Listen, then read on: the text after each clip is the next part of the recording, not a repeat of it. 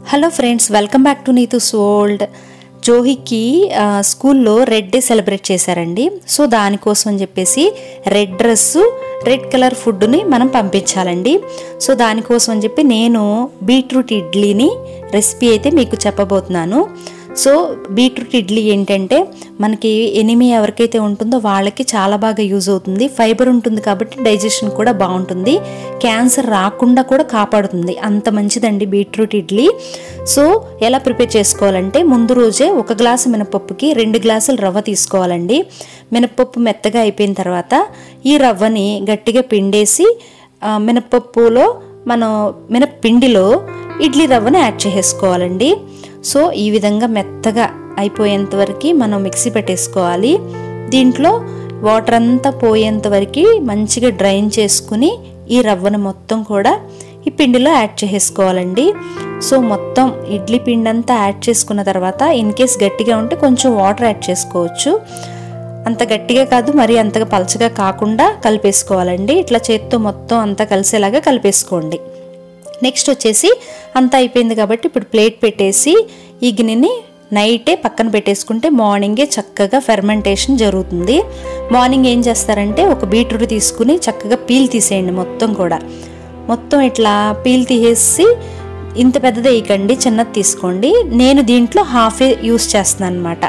అటు సైడ్ ఉన్న హాఫ్ని చూసారా, ఈ హాఫ్ని ముక్కలుగా కట్ చేసుకోండి. ఇన్ కేస్ ముక్కలుగా కట్ చేసుకోకపోతే మిక్సీలో నలగదు కదండి.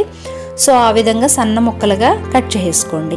ఇప్పుడు కట్ చేసిన ఈ ముక్కల్ని మిక్సీలో వేసేసి దీనితో పాటుగా ఒక చిన్న ఇంచ్ అల్లం ముక్క, ఒక పచ్చిమిర్చి అది కూడా కలిపి మిక్సీలో యాడ్ చేసేయండి.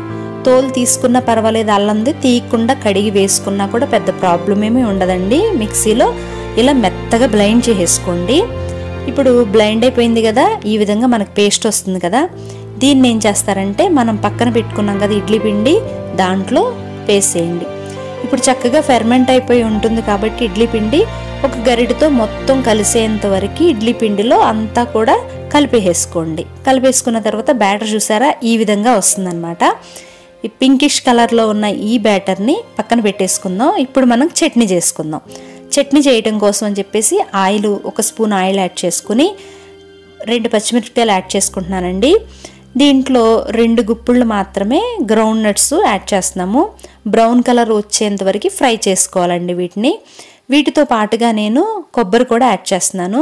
ఒక చిన్న 4 ముక్కలు వచ్చేసి కొబ్బరి కూడా యాడ్ చేసి లైట్గా ఫ్రై చేసుకోవాలి, పచ్చివాసన పోయేంత వరకు.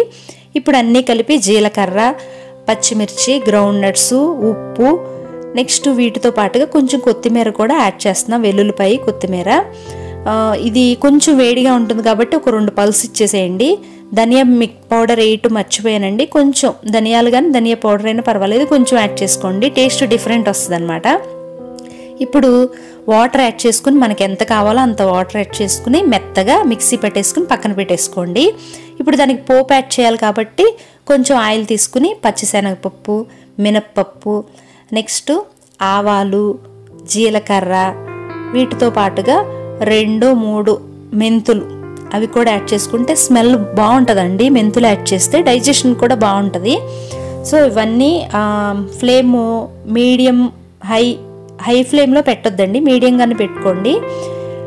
నెక్స్ట్ కరివేపాకు కూడా యాడ్ చేసుకుని ఎండుమిర్చి ఇవన్నీ కూడా చక్కగా వేగేంత వరకు ఒక 2 నిమిషాలు ఉండి చక్కగా వేగిపోయిన తర్వాత తాలింపు చట్నీలో వేసేయండి. ఈ పోపే వేసుకున్న తర్వాత చట్నీ కూడా అయిపోయింది. నెక్స్ట్ ఇడ్లీ అనమాట.